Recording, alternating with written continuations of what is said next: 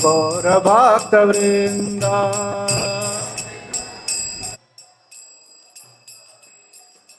Jaya Jaya Shri Chaitanya Jaya Nityananda.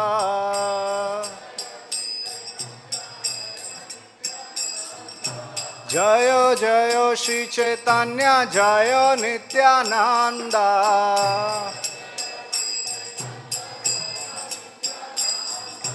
Jaya Dvaita Chandra Jaya Gaura Bhakta Vrinda. Jaya Jaya Shri Chaitanya Jaya Nityananda.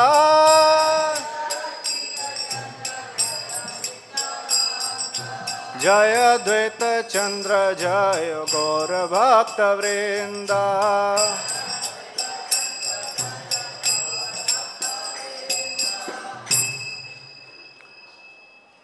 So we are reading from Sri Chaitanya Charitamrita, and yes, this is part of Mangalacharan. Thank you. Yeah, let me just do some set. You can show the verse. Yeah. So we are reading from chapter 5, verse 36. And the chapter name is The Glories of Lord Balram, Nityanand Balram.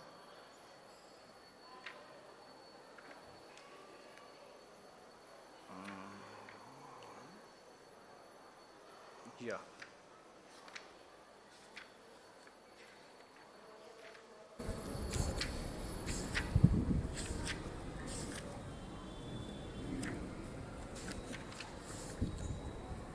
Yes.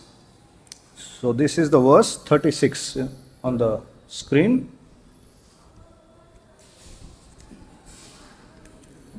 Let's recite first and then we'll move forward into it. Yad arinam priyanam cha parapyam ekam ivoditam tad Brahma Krishna Yorikyat Kiranarko Pamajusho Yad Arinam Priyanam Cha Prapyam Ekam Ivoditam Tad Brahma Krishna Yorikyat Kiranarko Upamajusho Yad Arinam Priyanam Cha Prapyam Ekam Ivoditam Tat Brahma Krishna Yorikyat Kiranarkopamajosho. We would like.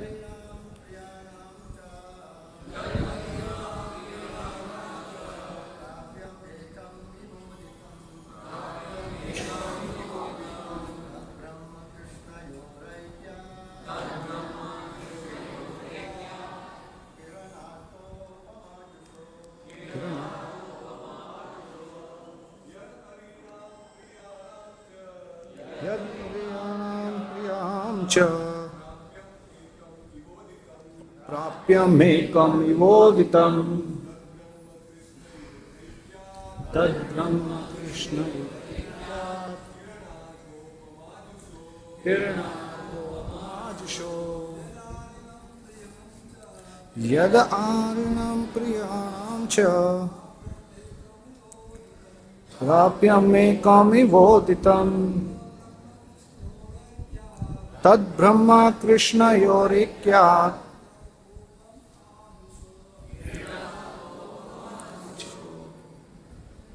Vaishnavis.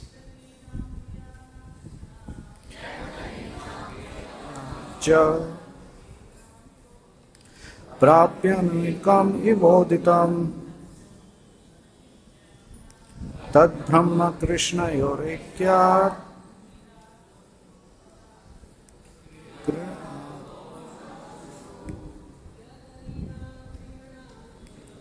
यद् अरीणां प्रियाणां च प्राप्यमेकम् इवोदितम् तद्ब्रह्म कृष्णयोरेक्यात्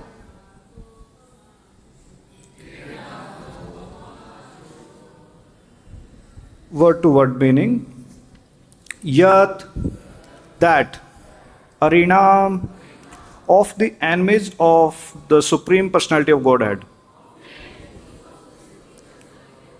Priyanam, of the devotees who are very dear to the Supreme Personality of Godhead.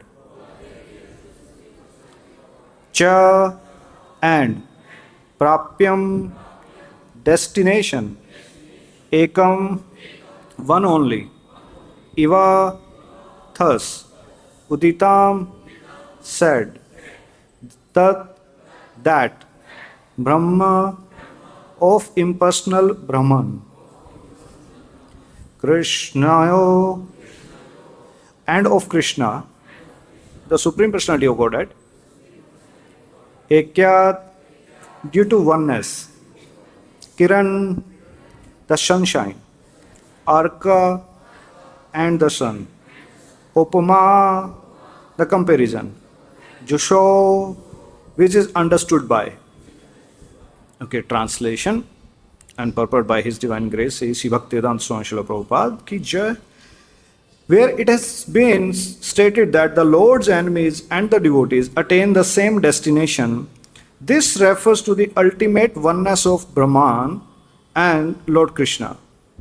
This may be understood by the analogy of the sun and the sunshine, in which Brahman is like the sunshine and Krishna himself is like the sun.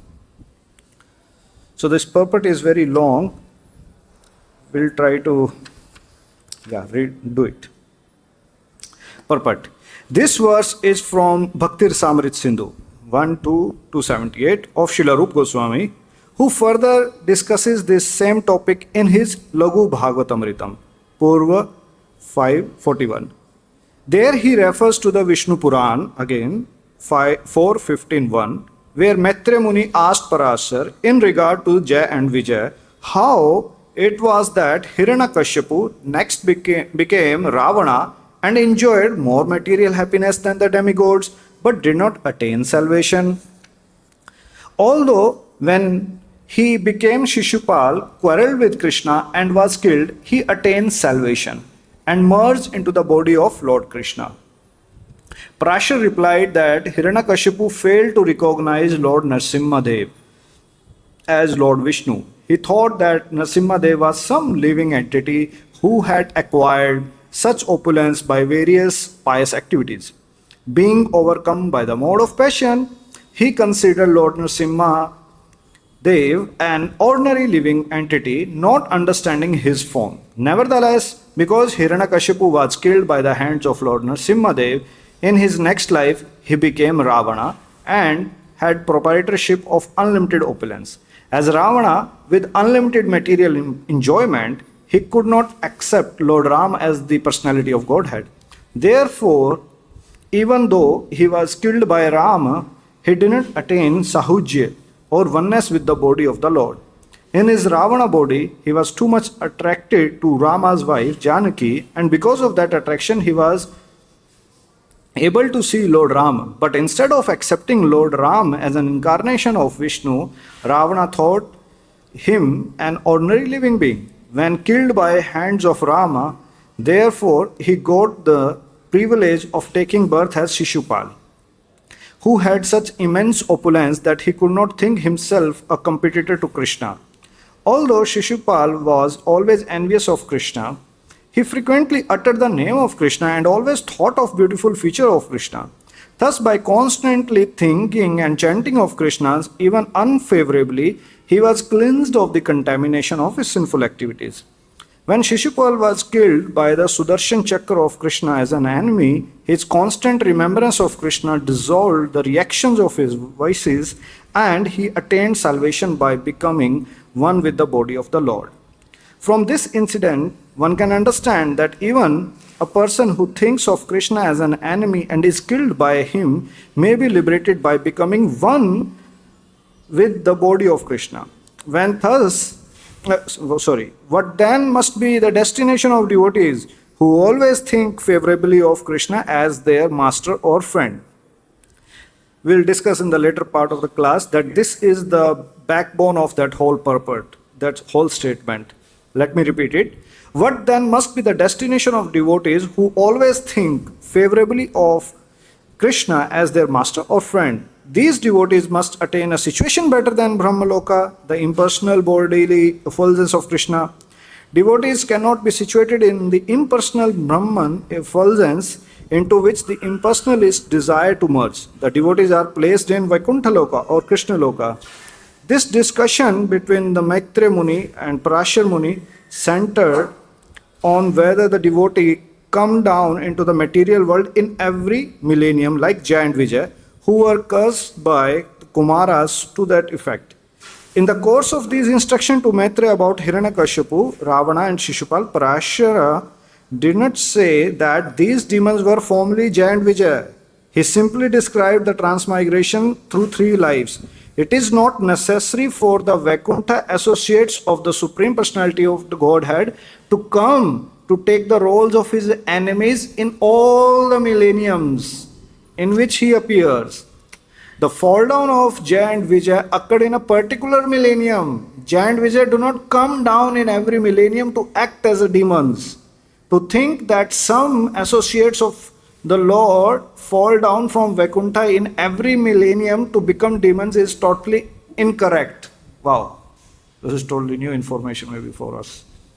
The Supreme Personality of Godhead has all the tendency that may be found in the living entity, for he is the chief living entity. Therefore, it is natural that sometimes Lord Vishnu wants to fight, just as he has the tendency to create, to enjoy, to be a friend, to accept a mother or father, so on. He also has a tendency to fight. Sometimes important landlords and kings keep wrestlers with whom they practice mock fighting, and Vishnu makes similar arrangement. The demons who fight with Supreme Personality of Godhead in the material world are sometimes his associates. When there is a scarcity of demons and Lord want to fight, he instigates some of his associates of Vaikuntha to come and play as demons. When it is said that Shishupal merged into the body of Vishnu, it is to be noted that in this case, he was not Jaya and Vijay. He was actually a demon.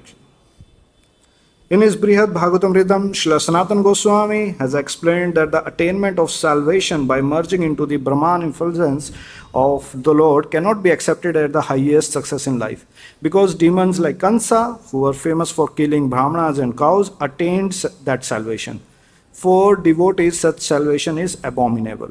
Devotees are actually in transcendental position, whereas non-devotees are candidate for hellish conditions of life. There is always a difference between the life of a devotee and the life of a demon, and their realization are as different as heaven and hell. Last paragraph. Demons are always accustomed to begin malicious towards devotee and to killing brahmanas and cows. For demons, merging into the Brahman effulgence may be very glorious, but for the devotees it is hellish. A devotee's aim is to attain perfection in loving the Supreme Personality of Godhead. Those who aspire to merge into the Brahman effulgence are as abominable as demons. Devotees who aspire to associate with the Supreme Lord to render him transcendental loving service are far superior. Again the point is repeated.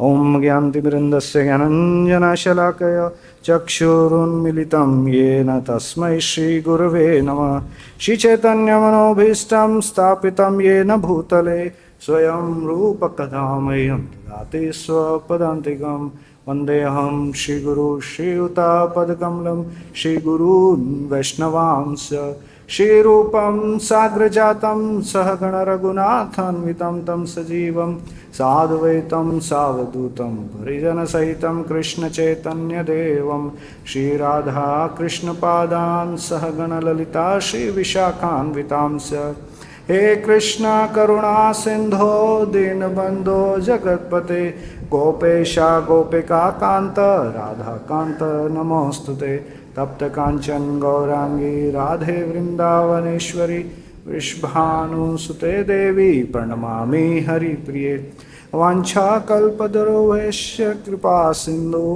Vacha Patitanam Pavanebhyo Vaishnavebhyo Namo Namah Jai Shri Krishna Chaitanya Prabhu Nityananda Shri Advaita Gadadhar Shivasadi Gaur Bhakta Vrinda Hare Krishna Krishna Krishna Hare Hare Hare Rama Rama Rama Hare Hare Namam Vishnupadaya Krishna Pristhaya Bhutale Srimate Bhaktivedanta Swami Niti Namine Namaste Saraswate Deve Gauravani Pracharine Nirvishesha Shunyavadi Pashyata Deshatarine Namam Vishnupadaya Krishna Pristhaya Bhutale Srimate Bhakti Siddhanta Saraswati Namine Shri Vishvanavi Devi Daitaya Kripabdaye Krishna Sambandha Vijnana Daine Prabhave Nama Madhurya Ujjvala Premadya Shri Rupanuga Bhakti Shri Gaura Karuna Shakti Vigrahaya Namostute Namaste Tu Gauravani Shri Murtaye Dinatarine Rupanuga Viruddha Siddhanta Dvanta Harine Namo Gaura Kishoraya Shakshat Vairagya Murtaye Vipralambara Sambode Padambujayate Nama Namo Bhakti Vinodaya Satchidananda Namine Gaura Shakti Swarupaya Rupanuga Varayate Gaura Virbhava Bhumistam Nirdeshta Sajjana Priya Vaishnava Sarava Bhom Shri Jagannathayate Namaha.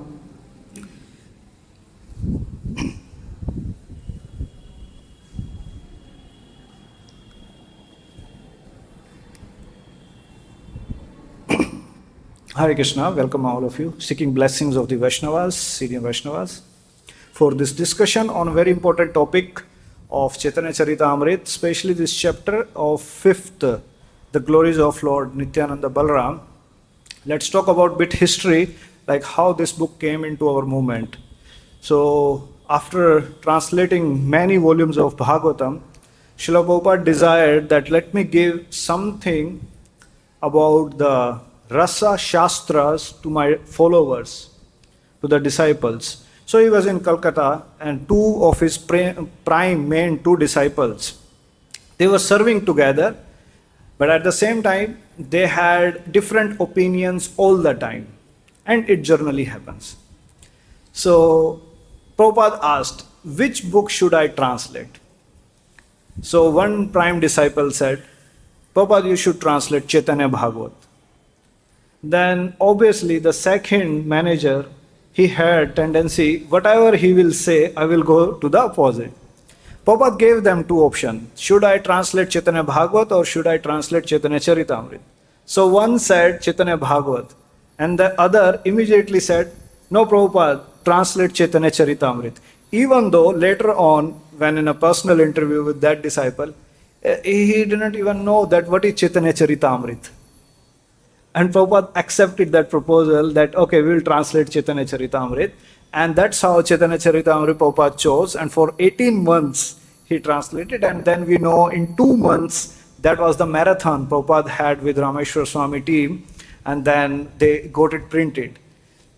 So this is one of the, you can say, worshipable book of our Gaudiya Vaishnava tradition, which Prabhupada has chosen, especially of the Krishnadas Kaviraj Goswami, who came in the line of the 6 Goswamis, and he kept the essence of all the teaching of our tradition into his book.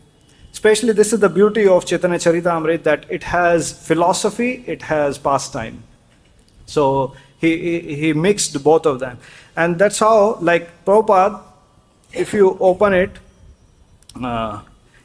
he has presented or he has translated book he has dedicated his book to his readers.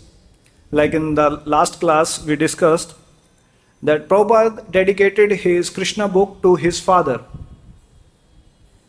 Gaur Mohan De. He dedicated his book of Bhagavad Gita to Baldev Vidyabhushan because he gave the translation. Similarly, he gave Bhagavatam to, he dedicates Bhagavatam. Yeah, Srila Bhaktisiddhanta Saraswati Thakur. Similarly, to whom Srila Prabhupada dedicates Chaitanya Charitamrita? Let me read. Presented to my friends and devotees. Wow. That's not for any acharya, that's for us somewhere.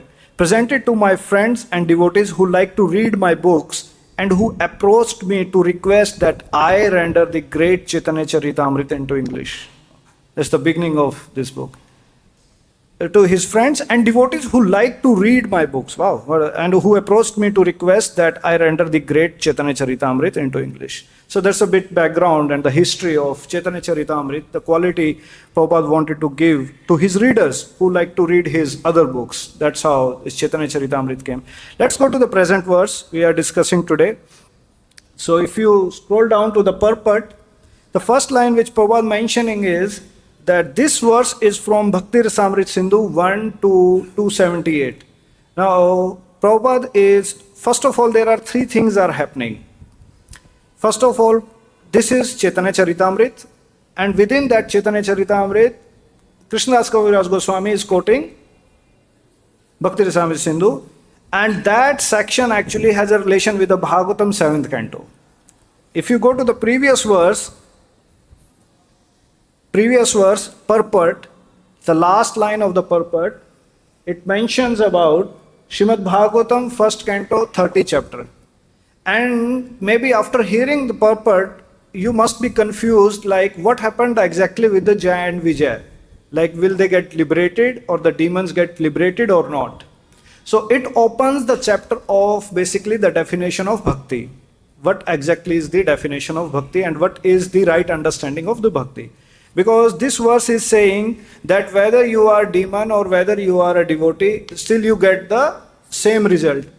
Now this is, then why we are practicing Krishna consciousness then?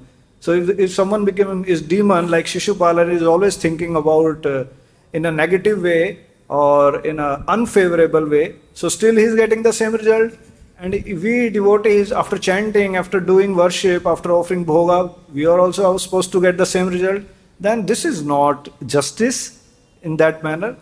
So if we go to the purport of 7.126, because we just touched 7.130, so if we go to the purport of 7.126, 7th canto, Prabhupada explained the same thing in a more clear manner. And then we will try to dive deeper into that section. From this verse, one should not conclude that because Krishna is unaffected by maybe the translation first. Therefore, by enmity or by devotional service, by fear, by affection or by lusty desire, by all of these or any one of them, if a conditioned soul somehow or other concentrate his mind upon the Lord, the result is same. For the Lord, because of his blissful position, he is never affected by enmity or friendship. Now if you see this translation, and this is the same translation is being used in the same manner over here, one may conclude that by reading the Bhagavatam, the result is same. Whether you approach by fear or by affection, by lusty or by enmity even, the mind, the result will come same. This is contradictory to the definition of bhakti which is given by Rupa Goswami, that anya bhilashita shunya jnana karmadi anavritam anukulena krishnanu shilanam bhakti ruttama. So here in that verse he uses the word anukulena. So it should be favorable. Let me ask you one question, simple question, devotees. We all know in the Ādi-līlā, Yashoda Mai was trying to bind Krishna and Krishna was crying and Yashoda Mai was showing stick. This is one case. Then Krishna went to Hastinapur And Duryodhana arranged the palace of Dushashan, of his younger brother, and he had the best of the palace, and he arranged Chappan Bhog, all the dishes. And then Duryodhana asked that you stay here and enjoy the food. And Krishna smiled. In contrast to the pastime of Damodar Lila, where Krishna is crying. Now, which out of these two is bhakti? Which one? First one. How many of you say the first one? Damodar Lila. And how many of you say, no, Prabhu, second one, Krishna is smiling. He's getting food. He's getting palace. And he's smiling as well. But in the first case, he's crying. So externally, it's very much clear that Krishna is happy over there. But can we say that it is bhakti? Why? Yes, Mataji. That's a? Okay, smiles externally, sarcasm, huh? Anukulena.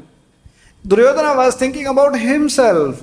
He has his hidden motive, agenda, that why he is catering and hospitality.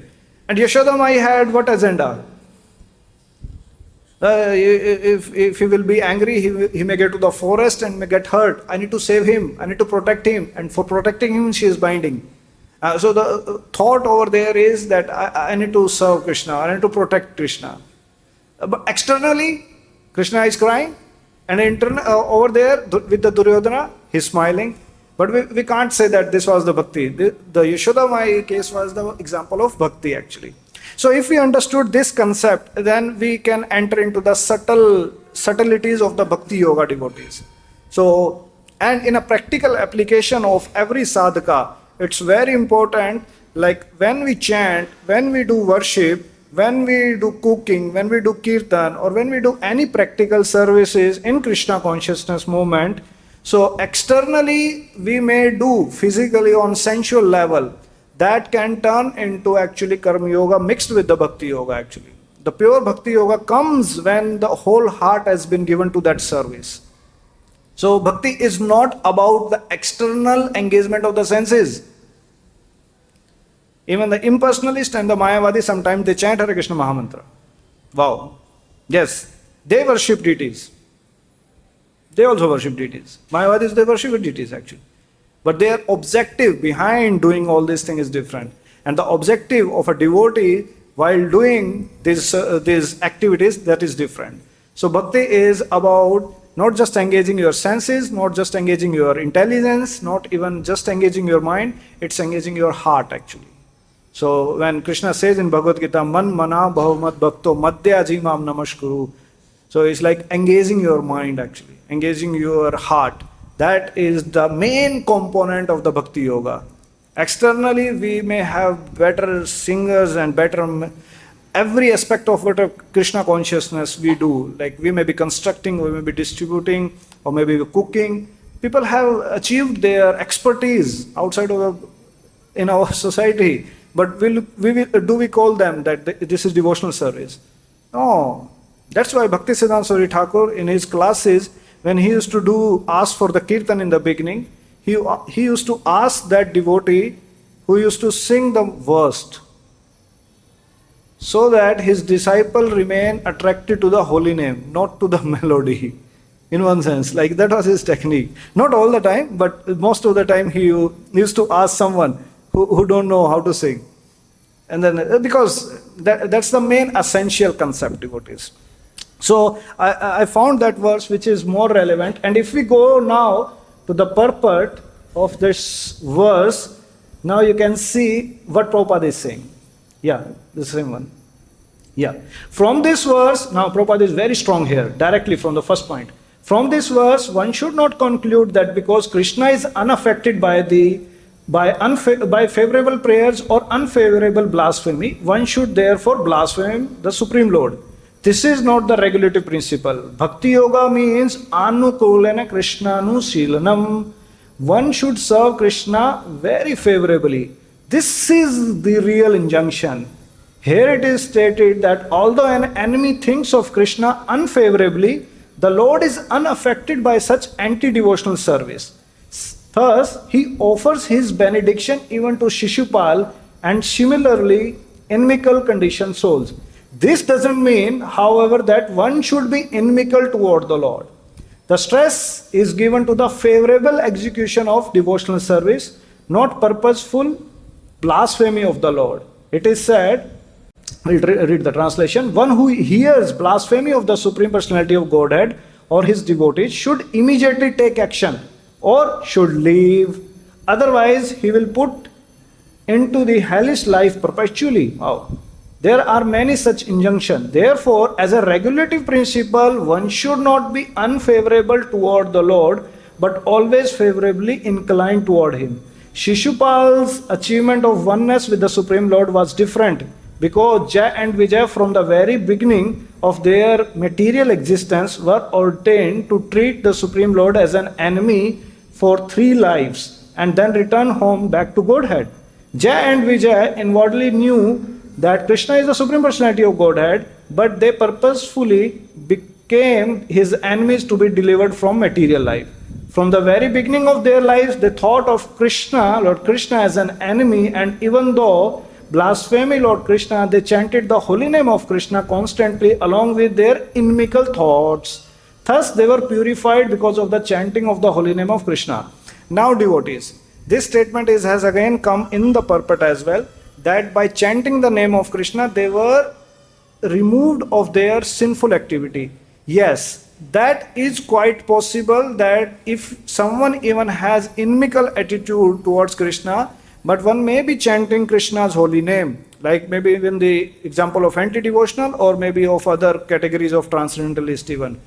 They can get rid of the sinful reaction, but they will not achieve prema bhakti. There is a difference between getting rid of the sinful reaction and achieving prema bhakti. Now, it is very much important for all of us to understand properly that when we do bhakti yoga, when we chant Hare Krishna, we don't chant to get rid of the sinful activity or sinful reaction. That is the byproduct of the bhakti yoga. Let's go deeper. We don't even chant to get rid of the cycle of birth, death, old age, disease even. That is the byproduct of the bhakti yoga, devotees.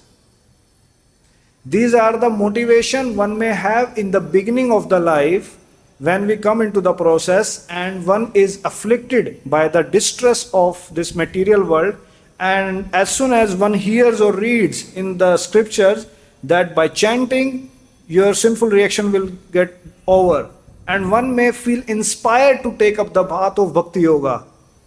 But devotees, even the Gyan Marg also can remove your sinful reaction. And even this attitude, unfavorable attitude, can also remove sinful reactions. So the goal of the life is not get rid of the sinful reactions. Prabhupada quote another verse in his lectures, Karmani nirdanti bhakti bhajan, from the Brahma Samhita, that when one surrenders to the Supreme Lord and when one takes shelter of the Supreme Lord, then the karma account of that sadhaka is under the jurisdiction of Lord Krishna. And according to his desire, he may use the karma of someone in order to achieve his own mission. Krishna's own mission will be achieved by using our own activities or our own something. For example, if someone has particular type of karma that he will have lot of money, and now he has become devotee and maybe may not need money now. Now Krishna may use that, oh, this devotee has something in his previous and a lot of money is there. Let me keep him in the construction somewhere, sponsor some books, and then let me utilize his techniques. And that is the attitude. Prabhupada mentioned in Nectar of Instruction about the attitude, that how one will see that this is the will of Krishna or the plan of Krishna. I have been an instrument. That's the understanding actually. So this is a whole matter of consciousness, devotees. It's a bit technical, but it's very important for us to understand. it's a matter of your consciousness, like how do you see your life? How do we see your life? And Srila Prabhupada is very much clear in his purports and in his translation and lectures that when internally, not externally, when internally one depends on the Supreme Lord and surrenders his life, whatever is going to come into his life, if he considers that this is the will of Krishna, this is the plan of Krishna, then the cycle of the baggage of the karma will not act the way it will act. That's why this section, when you must have heard that the astrology will work or not, when Rupa Goswami says that Anya Abhilashita Shunya Gyan Karmadi Anavritam. Gyan Karmadi Adi. Adi means, so bhakti should not be covered with the karma, Jnana, Yoga, Vairagya and astrology. What does it mean? That the bhakti, when one really surrenders, not externally with the senses, but by heart, when one practices, then maybe the bhakti will not come by the astrology or by the karma or by jnana or by vairagya. What does it mean? Let me simplify. It's not that if I will practice some yoga system or if I will follow vairagya path, then I may generate bhakti. Or if I engage my senses on the path of karma or on the path of jnana, or if I depend on other factors rather than the bhakti. So that's Rupa Goswami says that this should be zero. This should be zero. So Anya Bilashita Sunya and Jnana Karmadi Anavritam. So that is, and it should not cover bhakti. What does it mean by cover bhakti? That when we practice the items of the bhakti yoga, that time we don't depend on astrology to do bhakti yoga. And this is at the same time, then the baggage of the karma will not act the way it was supposed to act when we were not devotees. In the normal life of any living entity, the karma is like the Bhagavatam explains in 1st canto, 7th chapter. It's like, cassettes. In the beginning time or in the early time, you must have seen the cassettes. The reels. In our generation we saw, maybe the Gen Z or the new people, your generation must have seen it. So the cassette in the Walkman. So the life is like that. So you take birth, that is like a karma from the Sanchit karma, something is there for this life, and this is like when you will be 5-year-old, this will come, 10-year-old, this will come, 20, 25, 50, 75. This all sections of the life will come to you. This is like already planned, a program kind of thing is already going to come.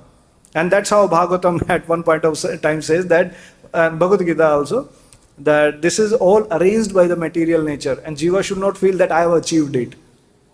Karta aham iti manyate. So when it says like that, it means that actually the nature has provided all the necessities, all the things. Even for the animals, everything is already planned. Their food, their shelter, their birth, their death. These all things are fixed. Beauty of the human form of life is that we can do fresh karma over there. And that's how Bhagavatam says that you don't have to worry about the things of the material world. Kalena sarvatra gambhira ramasa. That with the passage of the time, you will get the things which are allocated to you. You cannot get more than that and less than that. This will come. But then again, when one accepts Bhakti Yoga, then whole equation changed. And not just now artificially or on the external or on the sensual platform Bhakti Yoga. Now it's a whole matter of the consciousness of taking shelter of Lordship now. Now it's really, you can say, implement, or what you can say, pregnancy of Krishna in the heart. The Krishna has come in the heart. That is the meaning of Bhakti Yoga. Before that, it's like preparation of the Bhakti Yoga is happening. And when it happens, then whole equation, then Krishna decides like, okay, what will happen? What will be your age?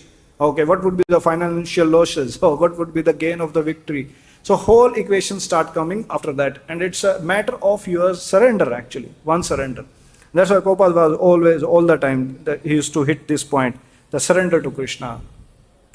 So that's the point over here. They were, let me read. Even though blasphemy Lord Krishna, they chanted the holy name of Krishna constantly along with their inimical thoughts. Thus they were purified because of chanting of the holy name of Krishna. It is to be understood that even a blasphemer can be freed from the sinful activities by chanting the holy name of the Lord. That's the power of the Chintamani.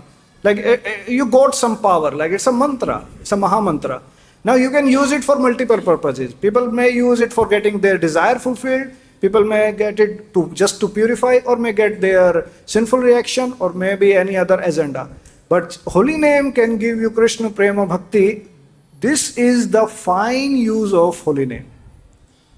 That is the main use of the main purpose of the holy name.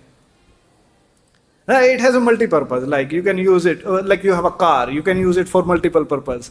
So you may go to tavern, you may go to cities, but you may go to temple. So that's the main use of the holy name and main use. So it's a Nam Tattva actually. Let's try to go further.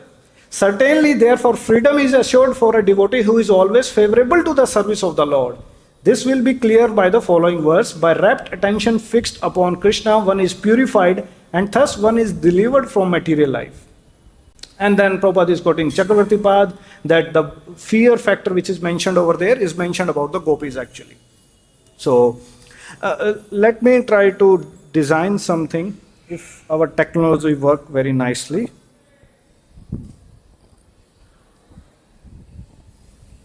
Let me explain that what exactly happens with the Shishupal and where they get.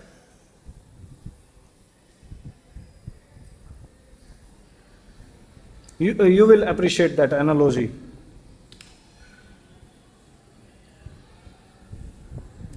I'm sorry, this is Bhakti Shastri class.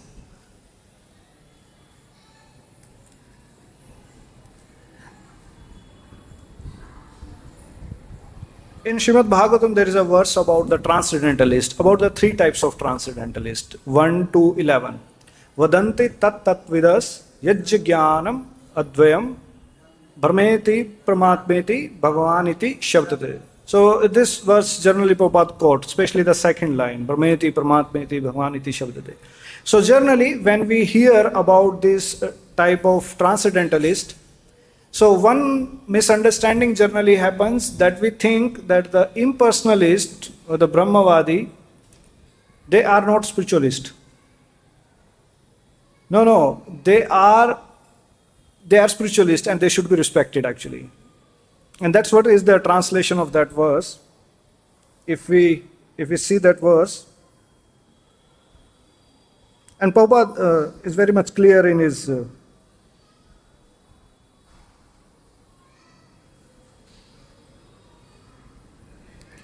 learned transcendentalist who knows the absolute truth call this non-dual substance Brahman, Paramatma and Bhagavan. Wow. So the translation starts with learned transcendentalist. Wow. So the learned transcendentalist call the non-dual substance into three forms. Let me clear it by simple analogy. You will love it. Like for example, you are walking down a street and you smell something, and that smell was like the smell of gulab. And then you came down the street and you looked at that shop from where the smell was coming, and you looked the substance, it appeared to be like a jamun. It was a black in shape, round in shape and all. And then you asked that shopkeeper that give me this thing, and you tasted it, and then you realized it's a gulab jamun.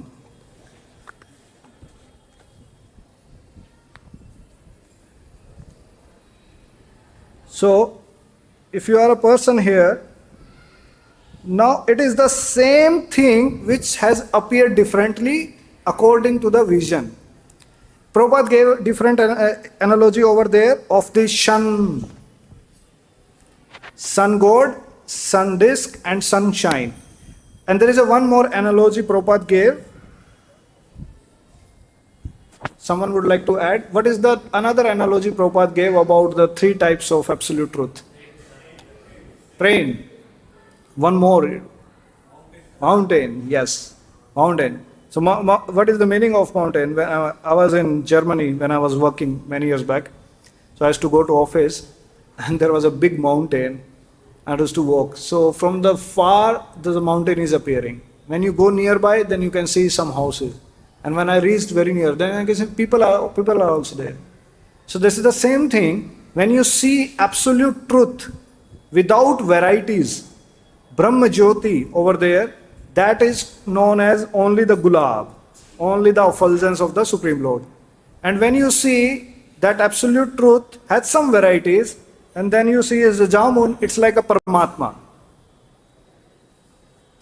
And when that Brahman had start acting now, start playing and start dancing and start talking, and that is the full experience of the absolute truth, and that's called like Bhagavan, that's like Gulab Jamun, is the full. When generally Prabhupada, if you sense in his lecture, he used to become angry on the impersonalist, on that section. And he always used to tell about the Bhagavan, not about the Brahma Jyoti or the Gyanis. Now, when people achieve impersonal Brahma Jyoti, they may appear, sorry, this is in Hindi. Gyan. The Gyanis, whose approach is about the Nirvishesha. When we say Nirvisheshwadi, so there is no variety basically in the absolute truth. So they are approaching the same absolute truth, Krishna, but they don't want full Krishna. They just need some aspect where there is a peace. The goal of the Gyanis is the peace. The goal of the Bhakta Yogi is bliss. We don't come to the process of the Bhakti Yoga for Shanti. Yeah, who is Shant in the Krishna Lila? Yashodama is Shant. No, Radharani is Shant. No, who is Shant in the Krishna Lila? No one, everyone has anxiety, everyone has tears. Actually, on the other way around. But the Shanti people, those who look for Shanti, people have different agenda to come to temple and they feel like, oh, I felt Shanti. Yes, in the beginning you felt Shanti, very good. But over the time, when you will realize the character where you have to go and you have to participate in those association, they are like transcendental anxiety, like it's not material anxiety. So that's like the Gyanis, they also approach, and even the demons, like what was happening here, the demons like Shishupal and all, those who are not Jai Vijay, not in every millennium Jai Vijay, they don't become these demons. Sometimes even the demons, they are that much qualified that they became so powerful that they have to be killed by Krishna. Wow. Now, when I came to process in the beginning, the devotee who was educating us, he told us that you can achieve Krishna by two ways. Either you worship him, love him in a very positive way, or either you become a demon number one. So much big demon that even Krishna himself has to come and to kill you. So now you need to choose your path. And later on, like, yes, it's not a favorable, it's not a very healthy way to become so big demon that Supreme Lord himself has to come. Not police, not WHO, or not any government, not even the missiles or anything. The Supreme Lord has to come. So you become that much big demon. Or otherwise, you become a good devotee and then you pursue the path. So in both the cases, you may achieve Supreme Lord. So now this is the case of the demons. So the demons are so powerful that Supreme Lord himself has to come and he has to subdue these demons. So that's how these people, they go to the after liberation. Now whoever sees Krishna while dying, like similarly, this the same section comes in the first chapter of Bhagavad Gita, where the soldier on the side of the Kauravas, when they were dying, they were not achieving the heavenly planets. They were achieving actually almost like Brahma Jyoti. So that's why Kaviraj Goswami quoted that verse of Rupa Goswami, because in that section of Rupa Goswami work in Bhakti Rasamrita Sindhu, before that verse, it was been discussion that who achieves what perfection. So the demons who saw Krishna while dying, they also achieve Brahma Jyoti. Then what to speak of those devotees, those who worship him favorably? So Narad Muni, and Prabhupada also clarifies that point, that he is comparing that if even the demons are approaching or able to achieve Brahma Jyoti, and devotees, what the devotees will achieve. So here the point of this point is that we focus that what is the glory or what is the position, destination of the devotees after doing the Bhakti Yoga, not to focus on the impersonal Jyoti or Brahma Jyoti. So this whole point or this section, this verse is meant for that discussion, that even the demons can achieve this Brahma Jyoti, and then what to speak of the devotees who are worshipping and in favorably, and what will be the destination of those devotees. Thank you very much. The concept is that it is the same person who is appearing to the different degrees according to the different approach. Now it's a whole discussion done by Prabhupada in his work in third canto of Srimad Bhagavatam, when he describes that there are bhaktis also of different types. The bhakti mixed with the mode of goodness, mode of passion, mode of ignorance. And depending on the which mode one is influenced, one will practice or one will go to particular type of even the yoga system, particular type of even religion, even particular type of food habits. So it is according to the modes of material nature one is affected, one will accept process of the Bhakti Yoga or process of the Karma Yoga, process of the Jnana Yoga. So and if one is fortunate to have the devotee association, that's what Prabhupada created our movement, so that the devotee come together and hear or read books and associate with the Prabhupada works, then one can easily save many lives. Many lives. Otherwise, it will take Bhaunam Janmanamante, Jnanvan Mam Prabhadyate. So many lives may go into the Jnana. Many lives can go just in engaging the senses. Many lives can go just in accumulating money. Many lives can just go in attaining the peace. But this is the mercy of Acharyas like Prabhupada, who by just his divine association, they can save many lives of any living entity. That's the glory of these books and Srila Prabhupada. Thank you very much. Yeah, any question? We have just 3 minutes. Any question or queries?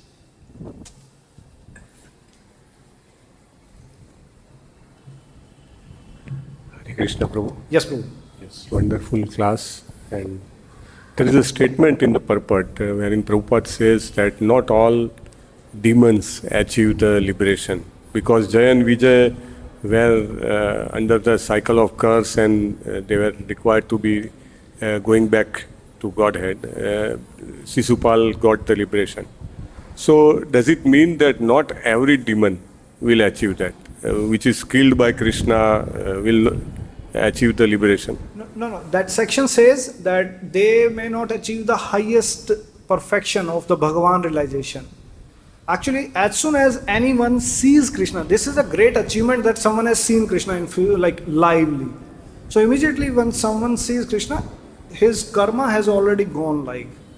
And then he may act favorably or unfavorably, depending on that situation, he will get his destination. Like, you will be surprised, devotees. In Sri Sampradaya, like we are from Gaudiya Vaishnava Sampradaya. So in our Gaudiya Vaishnava Sampradaya, we have Mahaprabhu appeared as Radha Krishna, and the old Sakhi Manjaris, they have come and they have preached. So this Jay and Vijay, they are just two associates actually. In Sri Sampradaya, there is a garland of Vishnu has come. And there is a sword of Vishnu has appeared. And that sword, he appeared as an Acharya, and he has written that kind of poetry which will demolish impersonalism. There is a chariot of Vishnu has come. There is a Shankh, Chakra, Gada, Padma. They all have appeared there. And they have preached. They have given their dialogues. And even Shiva, it's a Kostub. We must have heard about Kostub Mani. So he is one of the Acharyas in Sri Sampradaya. Like this, they have 12 words, what we must have heard. So these 12 words, basically they are the Parshad in the Vaikuntha. And they came and they did their job. And then later on Ramanacharya did. Similarly in our tradition, this Acharya came. But the beauty of our tradition was later on, Then the down the line, the Sakhis and the Goswamis, they came and they gave Krishna Bhakti actually. And they gave Vishnu Bhakti. That's all. So sometimes all the associates from the Vaikuntha, they came, they go. And sometimes maybe normal sadhan or siddha will become and they will educate. And in some cases, Jaya and Vijay, they come, and sometimes the demon they will become and they will fight with Krishna. So there are many permutation and combination. Again, depends on the which kalpa we are talking about. There's a whole mystery behind it. So whatever activity they have done as an aggressor, like Kauravas were aggressors, and all 6 type of aggressions they did. So they will not get any further implications of those karmas. They will be freed because they have seen Lord. Oh yes, when Lord Krishna comes or whenever there is some incarnation comes, this is like 2 things happens over there. One is one set of entourage comes and they do their activities. This is a part of a kind of a drama. That's what is explained in Chaitanya Charitamrita in internal region of Mahaprabhu appearance, the 4th chapter behind it, that it is Krishna want to experience rasa with his associates. That's the main function. And to attract and to give an example that he loves more intimate relation. That's the purpose of any incarnation. And sometimes the incarnation comes only to demolish the demons, to eradicate them. So when he eradicates, so that time he purifies by his glass. That's explained in Nectar of Devotion by Prabhupada, that when the glass of Lordship falls on any living entity, they get purified. Even the glass of a Shuddha Vaishnava, that can purify. Darshane pavitra karo ei tumhara gun. That's the Siddhanta. Like that glass can purify someone. So the sinful reaction are not the main case. And then generating devotion is the main case. So they were not favorable. The demons were not favorable. They were thinking like, oh, Krishna is on the other side. That's why they got the Brahmajyoti actually. But if someone is thinking, oh wow, Krishna, and he may get to the Bhagavan realization. That's how it works actually.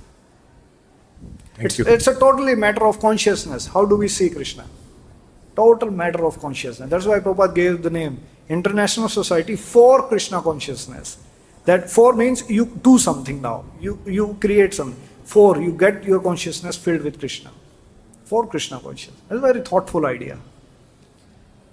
Thank you very much. Srila Prabhupada ki jai. Granthra Shri Chaitanya Charitamrita ki jai. Nitai Gaur Premanandai. Hare Krishna, Krishna Krishna, Hare Hare, Hare Rama, Hare Rama.